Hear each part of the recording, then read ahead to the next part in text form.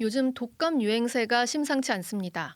계절성 독감에 코로나19와 마이코플라스마 폐렴까지 호흡기 질환이 동시에 유행하고 있는 건데요. 환자가 늘어나다 보니 감기약 구하기도 쉽지 않다고 합니다. 사회부 조혜령 기자 연결해서 현장 상황 들어보겠습니다. 조혜령 기자. 네, 보건복지부입니다. 네, 요새 독감 환자가 늘어나면서 가장 기본적인 해열제, 감기약 구하기도 쉽지 않다고 하는데 현장 상황이 어떻습니까? 네, 약국마다 해열제와 진해, 거담제 같은 기침약 품절이 이어지고 있는 상황입니다. 네, 그 전에 먼저 독감 환자가 얼마나 늘었는지를 살펴봐야 될 것 같습니다. 외래 환자 1000명당 인플루엔자 의심 환자 수를 나타내는 독감 의사 환자 분율은 올해 11월 19일부터 25일까지인 47주 차에 45.8명을 기록했습니다. 감염병 유행을 판단하는 기준 수치인 6.5명의 7배가 넘는 수치인데요. 특히 어린이를 중심으로 감염자의 증가가 큽니다. 7세부터 12세, 13세부터 18세의 독감 의사 환자 분율은 각각 100명이 넘습니다. 이렇다 보니 아이들이 쓰는 기침 시럽이나 해열제 소비가 많아질 수밖에 없는 상황입니다. 건강보험심사평가원의 의약품관리 종합정보포털에는 독감 치료제인 타미플루 캡슐과 타이레놀 같은 감기약 상당수가 수급 불안정 의약품으로 지정돼 있는 상태입니다. 그럼 감기에 걸려서 병원에 가서 처방을 받아도 그 처방약을 약국에서 지금 구할 수 없는 상태인가요?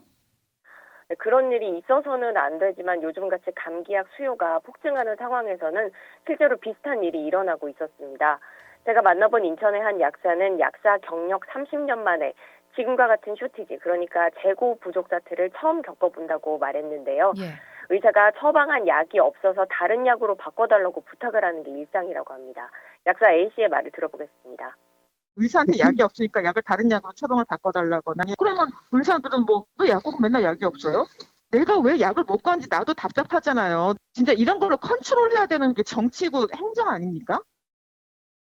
실제로 약사들이 이용하는 의약품 주문 도매 사이트에는 품절 의약품 1위부터 20위까지가 코프 시럽, 타미플루 같은 감기 치료제가 대부분을 차지하고 있었습니다. 네, 약사의 어떤 분노가 답답함이 좀 느껴지는 대목이었는데요. 그럼 정부에서 지금 이런 기본적인 약품 부족 사태에 대해서 어떤 대책을 내놓고 있지는 않습니까?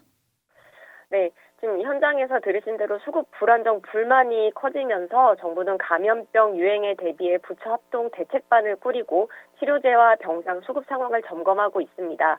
현재까지는 국내 항생제 공급이 원활한 수준이라면서도 의약품 부족 사태가 길어질 경우에는 항바이러스제 같은 치료제 비축 물량을 시장에 풀지 결정할 방침입니다. 지금까지 복지부에서 전해드렸습니다.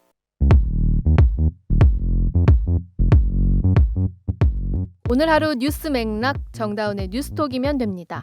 유튜브 노컷 채널 알림 설정하시면 매일 오후 5시 30분 실시간 참여하실 수 있습니다.